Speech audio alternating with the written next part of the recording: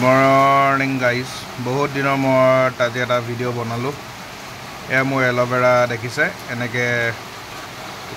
কেনেকৈ আছে দেখিছে। এটা টাবতেই প্ৰায় 1 2 3 4 5 6 7 8 জোপামান হৈছে। 3 জোপা ডাঙৰ হৈছে, বাকী 5 জোপা সৰু সৰুকৈ উঠি আছে। তেনেকৈ ভালেমান টাবত তেনেকৈ মই দি থোৱা আছে এল'ভেৰা। যিহেতু এল'ভেৰাৰ যথেষ্টখিনি গুণাগুণ আছে, এল'ভেৰা সেইটো কাৰণে এল'ভেৰাৰ অলপ সৰহ পৰিমাণে এল'ভেৰাৰ কৰা হৈছে।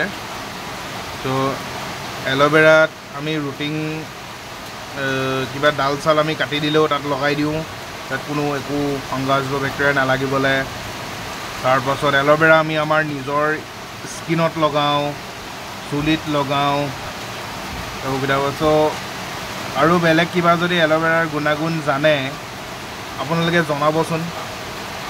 এল'ভেৰাৰ আৰু কিবা যদি বেলেগ গুণ আছে, আৰু এনেও টাবত লগাই সজাই থ'লে দেখিবলৈও ধুনীয়া লাগে। তো যদি কোনোবাই বেলেগ কিবা ভিউৱাৰ্ছে যদি কিবা জানে এল'ভেৰাৰ বেলেগ কিবা গুণাগুণ জনাবচোন।